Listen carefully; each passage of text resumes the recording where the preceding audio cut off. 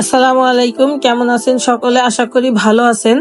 তো আজকে আমি আপনাদের দেখাবো একদম সহজে খুব মজাদার একটা পিঠার রেসিপি, কুলি পিঠা। আমাদের গ্রাম অঞ্চলে তো এই পিঠাটাকে কুলি পিঠা নামে চিনে। তো এই পিঠাটা বানানোর জন্য প্রথমে আমি এখানে আতপ চাউলের গুঁড়িটাকে সিদ্ধ করে নিয়েছি লবণ দিয়ে, খুব ভালো করে, যেভাবে আমরা নাস্তার জন্য রুটি বানিয়ে থাকি একদম সেভাবেই আমি ডোটাকে সিদ্ধ করে নিয়ে এভাবে রুটি বেলে নিব। তো এভাবে করে আমি একদম পাতলা রুটি বেলবো না, একটু মোটা করে রুটিটা বেলে নিয়েছি।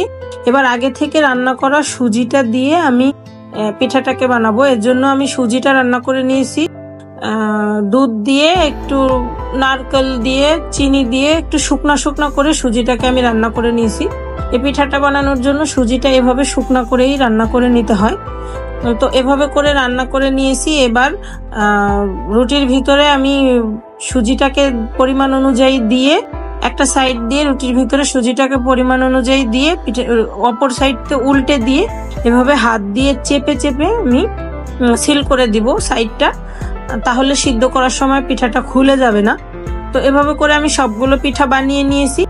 এবার আমি চাইলে এভাবেও সিদ্ধ করে নেওয়া যায়, তবে আমি একটু হাত দিয়ে এভাবে আঙুল দিয়ে চেপে চেপে একটু ডিজাইন করে নিব। একটা চাপ দিয়ে উল্টে দিলেই এভাবে সুন্দর করে ডিজাইন হয়ে যাবে।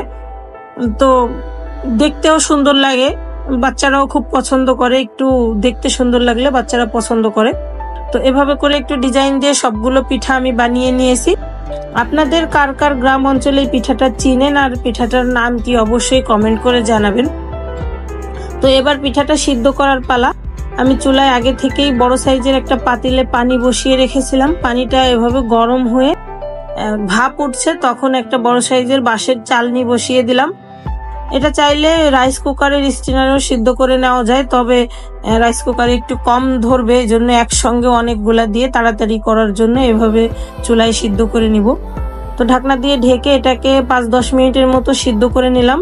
5-10 মিনিট পরে ঢাকনাটা তুলে পিঠাগুলোর উপর দিয়ে একটু ঠান্ডা পানি দিয়ে দিব, তাহলে পিঠাটা তুলতে সুবিধা হবে, একটার সঙ্গে একটা লেগে থাকবে না।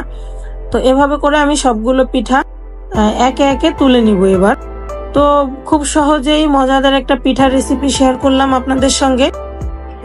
তো রেসিপিটা ভালো লাগলে অবশ্যই বাসায় ট্রাই করতে পারেন।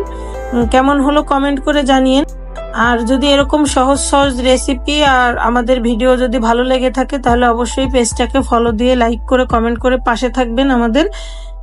আর ইউটিউব থেকে যারা দেখছেন প্লিজ চ্যানেলটাকে সাবস্ক্রাইব করবেন। তো সবাই ভালো থাকবেন, সুস্থ থাকবেন। আসসালামু আলাইকুম, আল্লাহ হাফেজ।